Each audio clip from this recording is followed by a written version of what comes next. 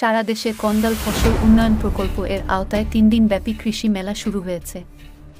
মঙ্গলবার 1 অক্টোবর সকালে কক্সবাজারের চকরিয়া উপজেলায় 3 দিনব্যাপী কৃষি তথ্য মেলা উদ্বোধন করা হয়েছে।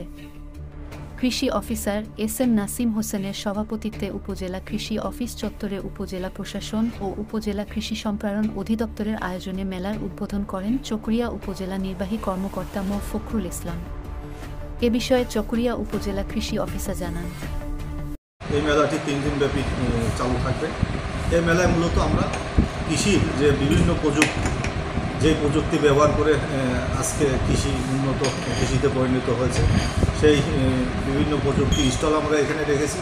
এবং কন্দাল ফসল যে একটি জনপ্রিয় এবং লাভবান ফসল, এটি কৃষককে আমরা উদ্বুদ্ধ করার জন্য মূলত এই মেলার আয়োজন, যেন এখান থেকে কন্দাল ফসলের গুরুত্ব বুঝতে পারে।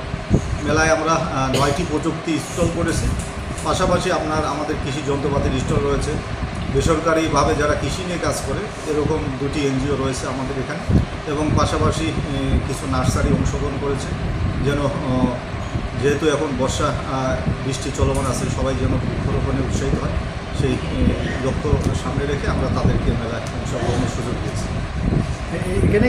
এদিকে প্রধান অতিথি মেলার সফলতা কামনা করে আধুনিক প্রযুক্তিতে কৃষি চাষ করে অধিক ফসল উৎপাদনের জন্য কৃষকদের আহ্বান জানান। পরে তিনি মেলার বিভিন্ন স্টল পরিদর্শন করেন। এ সময় উপস্থিত ছিলেন চকরিয়া উপজেলা এলজিডি কর্মকর্তা, সমাজ সেবা অফিসার সহ কর্মরত সহকারী বৃন্দ। মঙ্গলবার থেকে শুরু হওয়া এই মেলা চলবে 4 অক্টোবর পর্যন্ত। মেলায় বিভিন্ন ধরনের কৃষি পণ্য ও কৃষি সামগ্রী স্থান পাচ্ছে।